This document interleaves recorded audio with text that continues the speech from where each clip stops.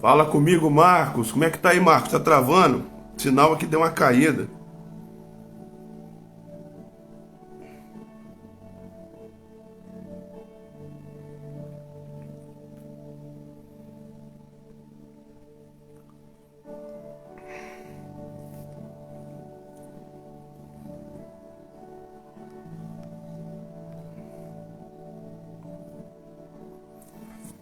Deus abençoe todos que estão entrando, a paz do Senhor. Tá o irmão Marcos, a irmã Daniele, Deus abençoe você, sua família, o Edson, todo mundo que está entrando aí, minha mãe, a irmã Paula, minha irmã, a todos. Vamos lá, irmãos. Então, eu estava falando sobre Jeremias capítulo 1. Jeremias capítulo 1. Você que tiver a sua Bíblia aí, você quiser acompanhar, dando para você pegar a sua Bíblia aí, vai ficar até melhor para você fazer algumas anotações se você quiser. Vamos lá então, Jeremias capítulo 1, eu queria trabalhar a chamada deste homem. Ele vai contar, né, como que foi a sua experiência no capítulo 1. Você que tiver com a sua Bíblia aí, eu vou deixar aqui Jeremias 38.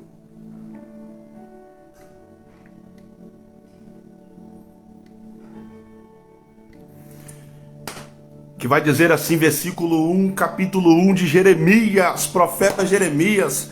Irmão, só trazendo uma observação, quando a gente chega lá em Mateus capítulo 16, versículo 13 ali em Cesareia, Jesus vai fazer uma enquete com os discípulos. Jesus vai perguntar para eles: com quem o povo está dizendo que eu me pareço? Com quem o povo está me comparando? O que o povo acha sobre mim? Simplificando, sendo mais simples. E os discípulos, cada um vai dizer algo. Alguns vão falar bem assim: ó Jesus, alguns do povo estão dizendo que o Senhor é João Batista. Alguns estão dizendo que o Senhor é Elias. Outros estão dizendo também que o Senhor é Jeremias. Isso daqui é lindo, irmãos. Você imagina você ser comparado com Jesus. Ou seja, eles olharam para Jesus quando ele se manifestou com 30 anos, andando na terra, permeando ali na Galileia, Judeia. E os judeus, eles olhavam para Jesus e falavam que era Jeremias. Então observe que Jeremias não foi qualquer homem, irmãos. Coisa maravilhosa é a gente se parecer com Jesus. Coisa maravilhosa é a gente ter o caráter de Jesus. Coisa maravilhosa é a gente servir como Jesus serviu. E Jeremias, ele começa bem assim, Jeremias capítulo 1, versículo 1.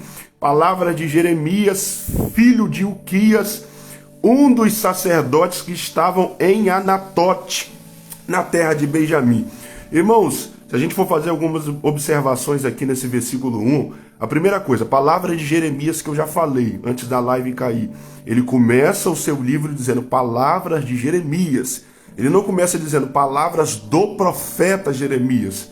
Quando a gente vai para Romanos capítulo 1, Efésios capítulo 1, versículo 1, 2 Coríntios capítulo 1, a gente vai observar que Paulo, quando ele começa as suas cartas, na introdução ele já começa bem assim: Paulo, servo, apóstolo.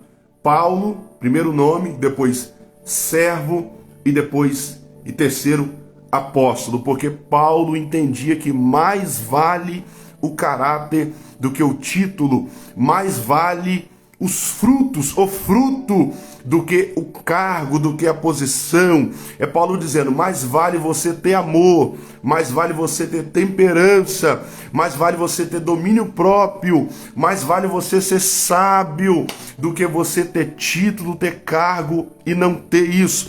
Jeremias então valorizava isso, Jeremias entendia isso.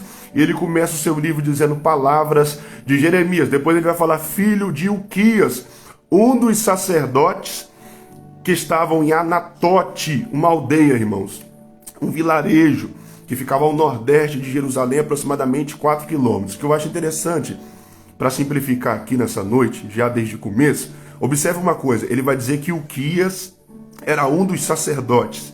Então Jeremias, ele é de uma família sacerdotal. Então observe, irmãos, sobre os ombros de Jeremias estava a responsabilidade de dar continuidade ao ofício do seu pai de sacerdote.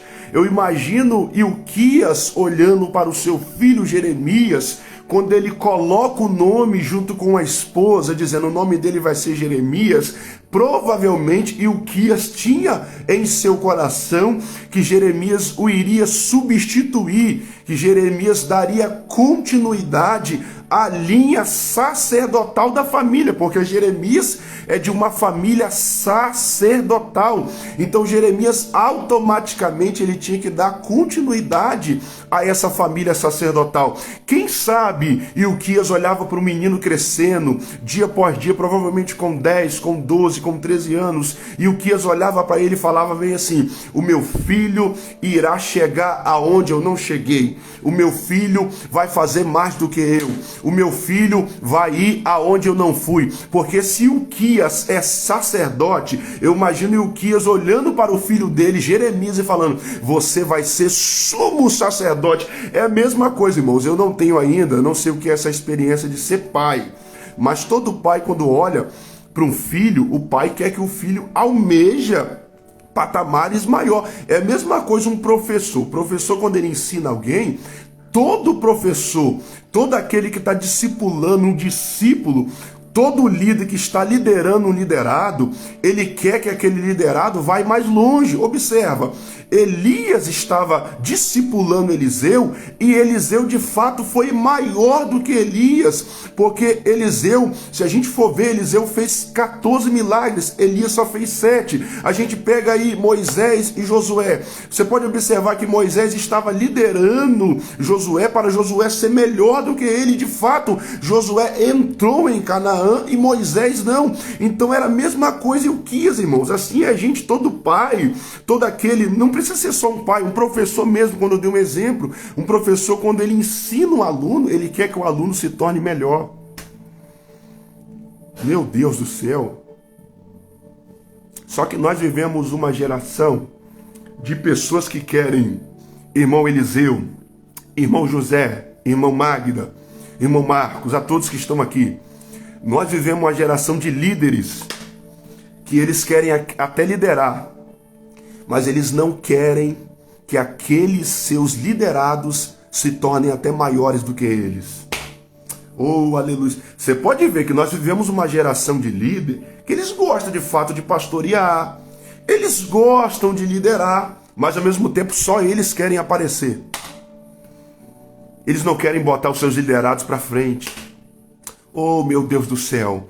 Só que a Bíblia nunca ensinou isso. Jesus, ele é tão extraordinário, irmãos. Olha que forte isso. Jesus, ele foi o maior líder que houve sobre a face dessa terra. Jesus, ele desceu na terra. Jesus cumpriu o seu ministério de uma maneira cabal. E o que eu acho interessante é que Jesus vai dizer bem assim em João 14, verso 12. Eu estou subindo, mas se vocês crerem em mim, vocês irão fazer obras maiores do que esta. Oh, meu Deus do céu. É Jesus dizendo, vocês precisam alcançar patamares maior. Vocês precisam operar muito mais milagre do que eu operei, porque Jesus dá o maior exemplo. Maior exemplo. Maior exemplo. Os líderes de hoje em dia, eles estão usando os seus liderados para crescerem. Meu Deus do céu, eles usam a posição para se vangloriar. Eles usam o cargo para aparecer. Meu Deus do céu, mas ainda tem aqueles como Jeremias. Ainda tem aqueles que têm um caráter de Cristo. Então observa uma coisa, Ilquias, ele olhava para Jeremias e ele com certeza imaginava que Jeremias seguiria a linha sacerdotal.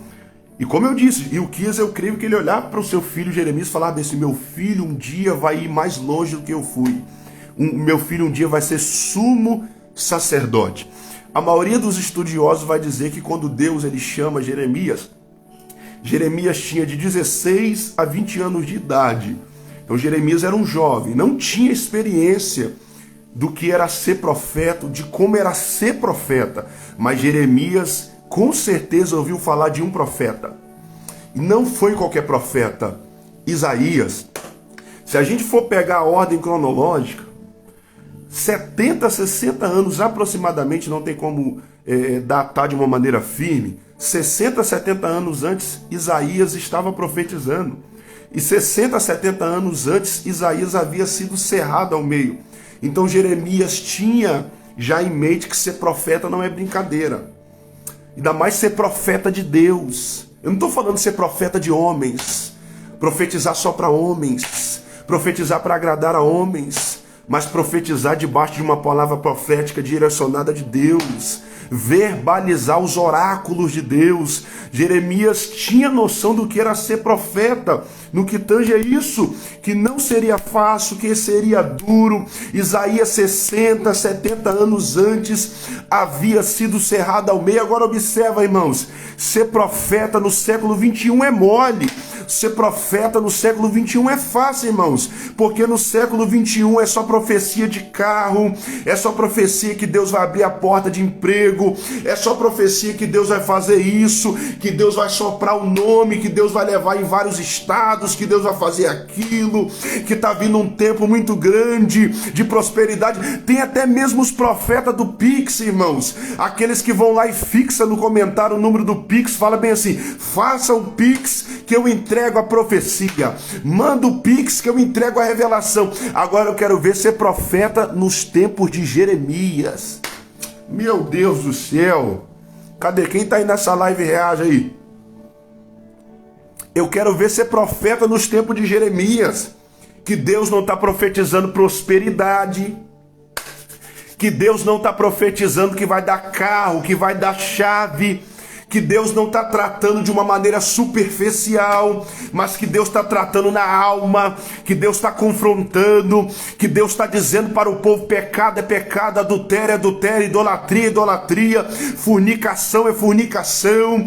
Quero ver ser profeta nos tempos de Jeremias. E observe que sabe qual é a profecia de Jeremias? Destruição. Sabe para que Jeremias vai ser levantado? Para profetizar destruição. Qual que era a profecia de Jeremias? Nabucodonosor está vindo aí, vai destruir Jerusalém, vai queimar o templo, vai destruir o templo, vai morrer criança, vai morrer mulher, vai morrer fornicário, vai morrer idólatra.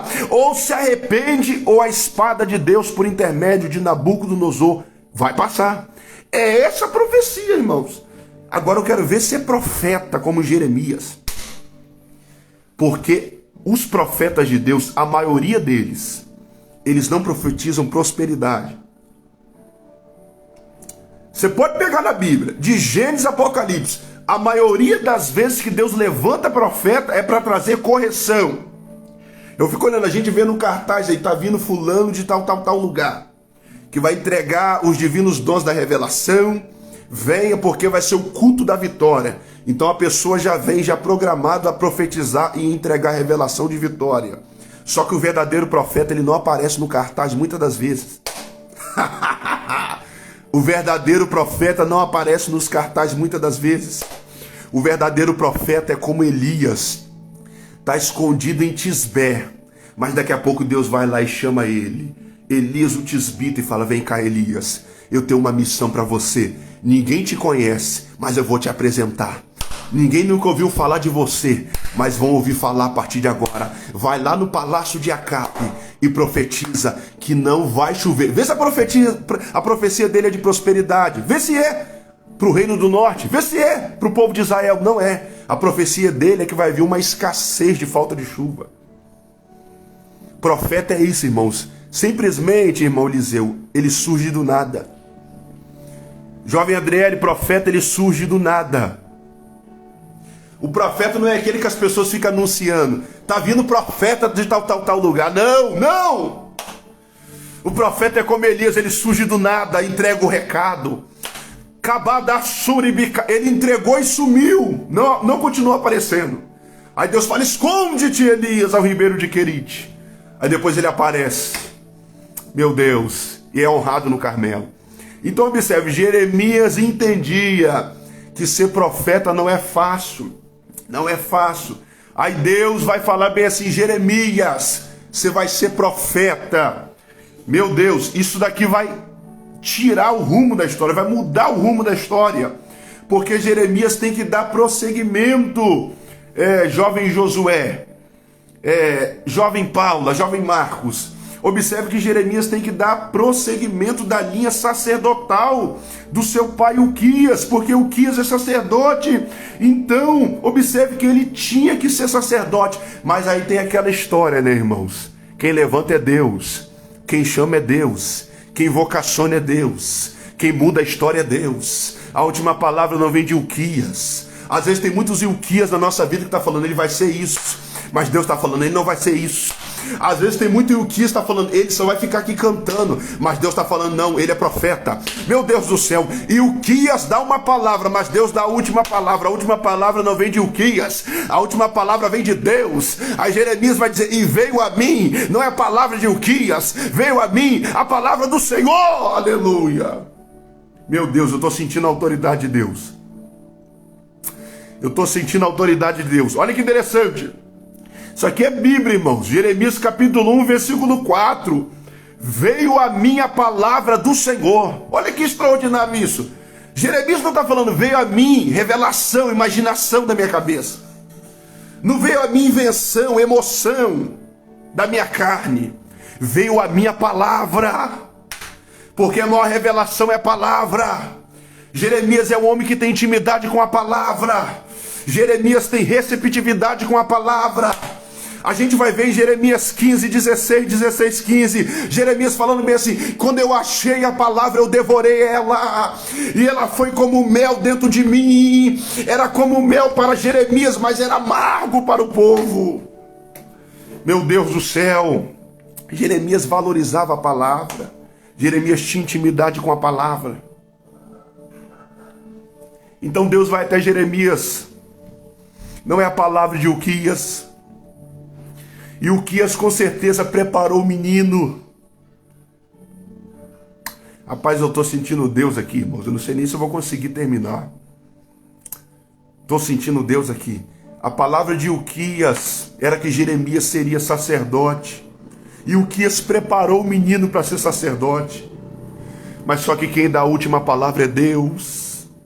Ou Geval de Kemonofá Serreua. E Uquias estava traçando uma história, ele vai ser assim, vai ser assado. Aí Deus chega na jogada e muda o rumo da história. Deus vai nortear a história e vai falar, o menino vai ser profeta. O menino vai ser profeta. O menino vai ser profeta. O menino vai ser profeta. Você imagina quando Jeremias recebe isso? Você imagina a perninha de Jeremias assim, ó, balançando. Você imagina como é que Jeremias tremeu na base. Porque Isaías, 60, 70 anos antes, havia sido cerrado ao meio. Aí Jeremias, irmãos, é só você entender o contexto. Aí por isso que Jeremias fala bem assim. Aí Deus fala bem assim, Jeremias, antes que eu te formasse no ventre materno, eu te conheci. Meu Deus. Aí por isso que a gente consegue entender o porquê Deus fala isso. É porque Deus olhou e falou, eu sei o que o seu pai planejou para você. Só que antes de formar um osso no ventre da sua mãe, dos seus pais, eu já te conhecia. Conhecer aqui, irmão, significa no hebraico iadá, ou seja, relacionamento. Deus conhecia Jeremias. Oh, Ramanagassuri Bikamanafaya. Sabe o que Deus está dizendo? E Uquias te conheceu a partir do momento que você veio à vida. Eu te conhecia antes de você vir ao mundo. Eu já tinha um rumo da história. Porque o homem olha pra gente e fala, porque tá vendo aqui agora, ele vai ter que ser isso. Mas Deus, antes de nós nascer, o chamado já começa no céu. O chamado de pastor já começa lá. O chamado de profeta já começa lá. A chamada para ser uma cantora já começa lá, meu Deus do céu. Então observe, olha o que Deus está dizendo. Antes que eu te formasse no ventre eu te conheci. E antes que saísse da madre eu te escolhi. E te levantei para ser profeta. Sabe o que Deus está dizendo, Jeremias? Oh, Ramanafai, a chamada se originou no céu. Meu Deus, eles só vão ter que reconhecer na terra que você é profeta. De quem que eu estou falando aqui nessa noite? Jeremias. E a gente chama ele de quê? Profeta. Só que o chamado não começou aqui na terra, começou na eternidade. Começou no céu. Entenda uma coisa, irmãos. Já está dentro de você. Você já nasceu com essa chamada. Aí é por isso que a gente vê muitos homens se levantando e falando, ele vai ter que ser isso, ela vai ter que ser aquilo, daquele não passa, daquela não passa. Mas Deus lá de cima, ele ri e fala, calma, meu filho. A chamada começou lá em cima. A origem começou lá de cima. Eles só vão ter que reconhecer. Observe, irmãos. Tem pessoas que querem de qualquer jeito que você não chegue aonde você tem que chegar. Não. Tem pessoas que falam, ele não tem chamada para isso. Quem é o homem para falar que você não tem chamada? Quem é o homem para falar que você não vai ser isso, não vai ser aquilo? Entenda uma coisa. A chamada quem dá não é o homem. A chamada quem deu foi Deus. Quem te designou não foi pastor, não foi presbítero, não foi missionária. Quem te designou não foi ministério, não foi denominação. Foi Deus, começou lá em cima, desceu de cima para baixo. Você já nasceu com a chamada. Já nasceu. Você vai ver Gálatas capítulo 1, verso 15, Paulo falando bem assim. Mas aprove a Deus, que desde o ventre me separou, me escolheu, me elegeu, pela sua graça.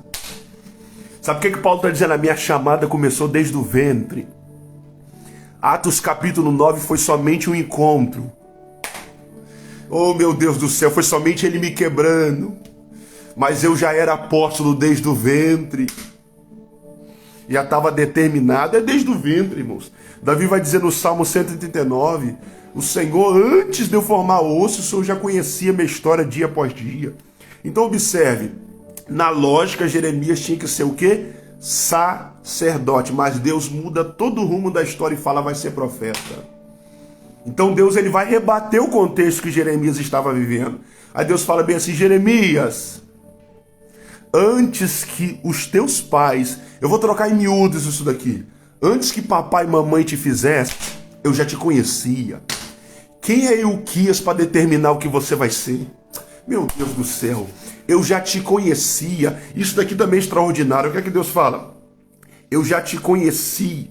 E antes que saísse da madre, te santifiquei, te consagrei, te escolhi, te separei e te constituí para ser profeta. Meu Deus do céu. O homem determinou algo na terra, mas Deus já havia determinado algo nos céus. Meu Deus do céu. O decreto de Deus é maior. O decreto de Deus é maior. O homem decreta e fala, ele vai ser isso. O homem bate o pé e fala, ele vai ser isso. Meu Deus. Mas Deus havia decretado na eternidade, vai ser profeta. Vai ser profeta. Aí no versículo 6, Jeremias fala agora, Senhor, eu não sei falar, porque eu sou uma criança. Não é que Jeremias tinha 3, 4 anos de idade, 5, 6 anos de idade. Jeremias está dizendo, eu não tenho capacidade, eu sou jovem. Em outras traduções, vai dizer jovem, inexperiente. Jeremias dizendo, quem sou eu perto de Isaías? Quem sou eu perto do profeta messiânico? O homem que mais profetizou sobre Cristo, irmãos. Isaías foi um dos maiores profetas. Isaías 53 é como se ele fosse lá na eternidade. Deus revelasse para ele, Deus mostrou para ele, irmãos. É como se Isaías estivesse ali em Mateus 27 vendo Cristo sendo crucificado, irmãos. Ele vai descrever tudo. Jesus sendo açoitado, Jesus sangrando. Então observe, Jeremias vai se comparar. Ele vai se comparar. Ele vai falar, eu sou inexperiente. Ele está falando, quem sou eu diante de Isaías? Não tenho capacidade, não posso. Toda pessoa que tem uma grande chamada, ela sempre vai usar essas palavras. Toda pessoa que tem uma grande chamada, ela sempre vai usar essas palavras, irmão Eliseu, irmã Larine, irmã Paula, irmã Rosana. Até a gente, antes de eu começar a pregar, eu falava, nunca eu vou pregar. Tanto que eu comecei cantando, irmãos. Hoje vocês me veem aqui trazendo uma palavra dessa, mas eu comecei cantando. E eu determinei que eu ia cantar, irmãos. Eu gostava de cantar, irmãos. Então observe, porque eu corria de pregar. Só que entenda uma coisa, todo Jeremias, ele sempre diz no começo, eu não posso, eu não sei, eu não tenho capacidade. É como Moisés, eu não sei falar, eu não tenho eloquência. É como Gideão, a minha família é mais pobre, eu sou o menor.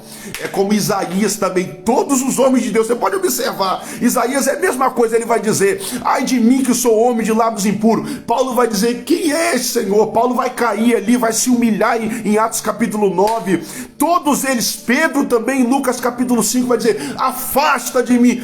Todos os homens e mulheres de Deus da Bíblia, eles sempre tiveram isso. Toda pessoa que tem uma grande chamada, ela começa por isso. Eu não sei, eu não posso, não vai dar, não tem como. Aí Jeremias fala, eu não tenho capacidade. Aí Deus fala na cara dele, Jeremias, não diga que você não tem capacidade. Versículo 7. Não diga, porque aonde eu te enviar, você tem que ir. E tudo que eu te mandar falar, você tem que falar. Observe, Deus já está estabelecendo algo na chamada de Jeremias. Quem manda em você sou eu. Quem te direciona é eu. Você é meu escravo a partir de agora. Você não se manda, você não tem vontade. A vontade que tem que ser feita é minha. Aonde eu te mandar, você tem que ir. E outra coisa, tudo que eu te mandar falar, você tem que falar. É Deus dizendo, não adianta tentar trazer palavras de você. Pelo contrário, sou eu quem ponho as minhas palavras na minha boca. Aí Deus logo em sequência vai dizer, no verso 8, não temas diante deles. Diante deles. Você está entendendo isso daqui? Jeremias capítulo 1, verso 8, quando Deus fala bem assim, não temas diante deles. Porque no verso 7 Deus fala bem assim, não fala que você não tem experiência. Porque aonde eu te mandar você tem que ir. E tudo que eu te mandar falar você tem que falar. É Deus dizendo, quem te domina sou eu. Quem te manda sou eu. Quem manda na sua boca sou eu. Quem manda na sua boca sou eu. Quem manda na sua boca sou eu. Aí no verso 8 Deus fala agora, não temas diante deles. Deles quem, irmãos? Deles quem? Isso daqui aplica tanto à família de Jeremias, que isso traria discórdia no meio da família. É por isso que no capítulo 12 de Jeremias, verso 6, a família de Jeremias estava perturbando ele, se levantando contra ele. É justamente por causa disso. Porque a chamada gera incômodo até na família, dependendo, irmãos. A gente pega pela Bíblia, José não causou contradição com a família? José não causou contradição com a família? João 7,5, os irmãos de Jesus não criam nele. Tá desse jeito, João 7,5, os irmãos de Jesus não acreditavam nele. Olha, se até Jesus, se até José, se até Jeremias, imagina eu e você. Vai ter parente, irmãos, vai ter primos, às vezes até do mesmo sangue, vai ter irmão, tem pessoas que enfrentam a guerra até com os pais. Meu Deus, eu vi casos de jovem que aceitou Jesus, dos pais botar para fora de casa. E eu conheço jovens que sofrem muito no meio da família. Conheço muitos. Quer ver? Eu vou dar um exemplo disso daqui. Não é saindo da palavra não, tem a ver com isso. Porque Deus está falando no capítulo 1 de Jeremias, verso 8, não temas diante deles. Esse deles se aplica à família. Porque no capítulo 2, verso 6, a família de Jeremias vai perturbar ele. Observe, Gênesis 37, irmãos. Olha que lindo esse texto. Todo mundo conhece essa passagem. Olha o que vai dizer no versículo 3 de Gênesis capítulo 37. E Jacó amava José e fez-lhe. Tem uma tradução que fala bem assim, formou. Lembra em Gênesis 2:7? Deus, o termo ali é Deus formou o homem do pó da terra. Tem uma tradução que é bem melhor que certas traduções que a gente usa, que vai falar bem assim, nessa parte. E Jacó formou a túnica de José. Meu Deus do céu. Não acredito que você não está pegando isso. Gênesis 2:7, Deus formou o homem do pó da terra. Gênesis 37:3, Jacó formou a túnica para José. É a mesma ligação. Meu Deus do céu. E fez-lhe uma túnica. Observe, essa túnica de várias cores, ela era de manga longa e ela também era colorida. Então ela por si só já se destacava, porque ela era colorida e de manga longa. Os irmãos José, a veste que eles usavam, tinha um rasgado aqui, ó. A maioria dos estudiosos vão dizer. Por isso que a de José era de manga longa, como essa blusa de frio. E era longa também para baixo. E ainda era colorida. E observe, então, esse termo aqui no hebraico, fez-lhe, formou, da ideia de Jacó chamando José, trazendo José, para poder medir a túnica em José. Meu Deus do céu. Então a túnica só cabia em José. Se Rubem tentasse tomar do guarda-roupa, não adiantava, só cabia em José. Aí você vai ver no versículo 4, que vai dizer bem assim: vendo, pois, os seus irmãos odiaram, e já não podia falar com José pacificamente. Tudo isso é por causa do versículo 3, irmãos, por causa da túnica. Só que no versículo 5 tem uma palavra de Deus aqui. E José continuou sonhando, e José teve um sonho. No 3 ele recebe a túnica. No 4 tem o resultado da túnica: inveja, calúnia, raiva, ódio, perseguição. Mas no versículo 5 do capítulo 37 de Gênesis, e José sonhou. Não pare de sonhar por causa das perseguições. José está dando um mau exemplo. Não adianta, a inveja não vai deter o meu sonho. Aquilo que eu sonhei, nem a fofoca me para. Rubem não me para. José está dando a maior lição: não deixe de parar. Ainda que a perseguição se levantou no versículo 4, vem exercer o versículo 5 na sua vida. Sonhe, sonhe que vai dar tudo certo no meio da tua família. Sonhe que Deus vai mudar a história da tua vida. Sonhe que você não vai morrer desse jeito. Sonhe que Deus vai te colocar não para ser cauda, mas para ser cabeça, como ele fez com José. Com José. Tá travando a live, irmãos? Tá travando a live? Fala aí, deu um lag aqui para mim, parece. Como é que tá? Olha aqui, irmão, Jeremias capítulo 8 ainda. Deus dizendo para Jeremias: não tema diante deles, porque eu sou contigo para te livrar. Olha no verso 9 agora. Jeremias falou que ele não tinha experiência. Olha o que Deus faz no versículo 9. Estendeu o Senhor e tocou na boca dele. Esse tocar na boca fala de dar uma capacidade para ele. Aí Deus fala: eis que eu coloco as minhas palavras na tua boca. No versículo 6, ele fala que não tem capacidade. No versículo 9, Deus o capacita tocando na boca. Quem capacita é Deus. Quem capacita é Deus. Olha no verso 10. Olha, eis que hoje eu estou te colocando sobre as nações, sobre os reinos, olha só, tem 6 termos aqui: arrancares, derrubares, destruíres, arruinares, e só 2 que fala de coisa boa.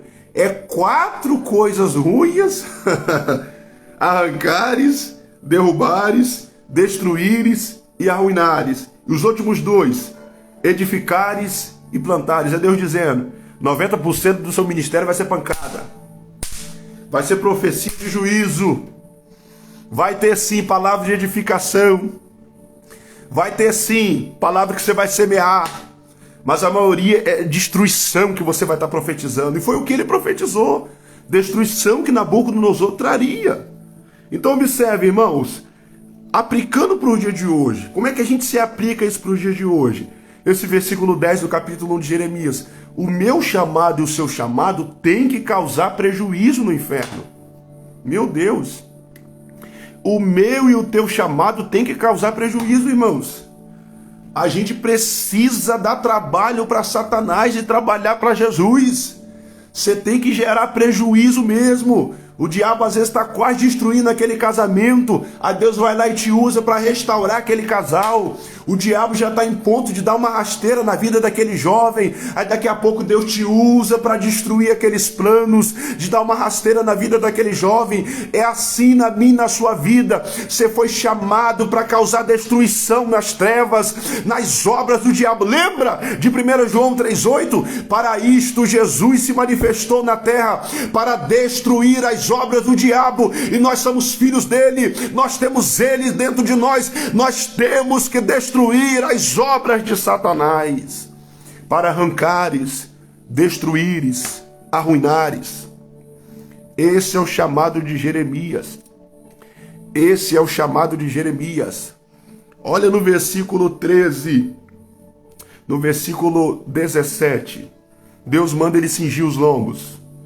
No versículo 18, Deus fala: eis que eu te ponho como cidade fortificada, coluna de ferro, muro de bronze. Você será contra todos, e todos contra você.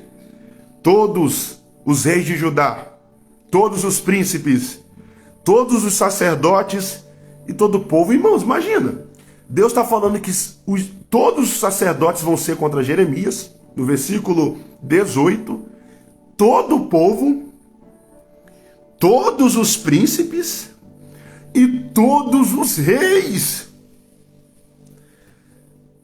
Irmão Marcos, irmão Eliseu, irmã Karen, a gente gosta muito disso. Antes que eu te formasse no ventre, eu vou te colocar como profeta, eu vou te colocar diante de nações. Só que a gente não gosta da oposição. A gente não quer que isso venha incluído no pacote da obra de Deus na nossa vida. Só que Deus, do versículo 1 ao versículo 17, é só coisa boa.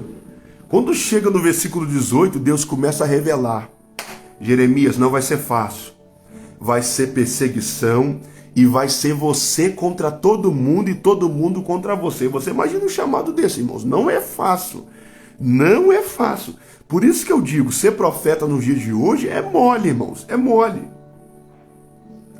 Esses profetas que as pessoas pegam no colo, igual de hoje em dia, esses profetas do Pix, esses profetas que as pessoas amam, na maioria das vezes os profetas, eles são odiados.